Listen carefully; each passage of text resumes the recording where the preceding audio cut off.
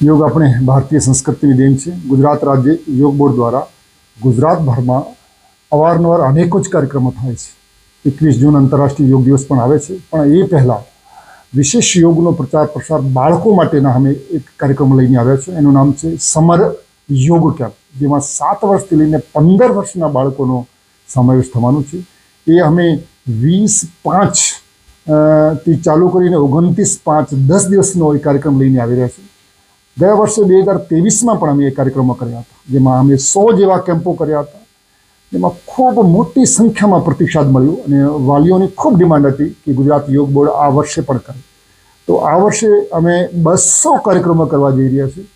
મકસદ એક જ છે કે બાળકો યોગી બને, નિરોગી બને અને સમાજ માટે ઉપયોગી બને, બાળકોની હાઇટ વધે, બાળકો ફાસ્ટ ફૂડ, પીઝા, બર્ગરથી મુક્ત થાય, તણાવ જે બાળકોમાં વધી રહ્યો છે, મોબાઈલનો જે પ્રચલન વધી રહ્યું છે, એ બધાના ધ્યાનમાં રાખી બાળકોની સારી હેબિટ બને, બાળકો યોગ કરતા થઈ જાય, પ્રાણાયામ કરે, આસન કરે, ધ્યાન કરે। તો હું સમસ્ત ગુજરાતની જનતાને આહ્વાન કરવા માગું છું કે એ કાર્યક્રમ અમે સમસ્ત ગુજરાતમાં દરેક જિલ્લાઓમાં કરવા જઈ રહ્યા છે।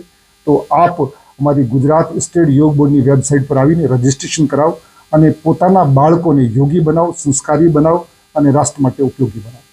ખાસ કરીને ગયા વર્ષે આયોજન કર્યું હતું, તેમાં કેવો પ્રતિસાદ મળ્યો હતો અને બાળકો જે રીતે મોબાઈલનો ઉપયોગ કરતા હોય છે તેને લઈને આ સમર કેમ્પ કરવાથી શું એની અંદર ફાયદો થતો હોય છે? બિલકુલ આપી શકીએ।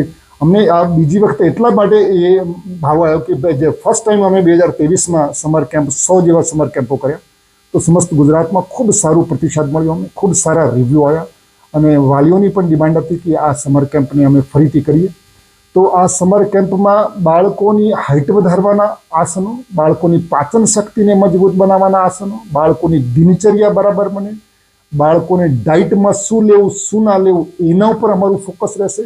વિશેષ બાળકો ફાસ્ટ ફૂડ, જંક ફૂડથી મુક્ત થાય અને મોબાઈલથી મુક્ત થાય એના પર અમારું વિશેષ ફોકસ રહેશે, કેમકે બાળકો આખા દિવસ ઘરમાં ગેમ જોવે છે, મોબાઈલ જોવે છે, એનાથી એની આંખો વીક થાય છે, એની મેમોરી પર અસર પડે છે અને આખો દિવસ બાળકો મોબાઈલમાં હોવા છતાં એમનો વિકાસ ન થતો।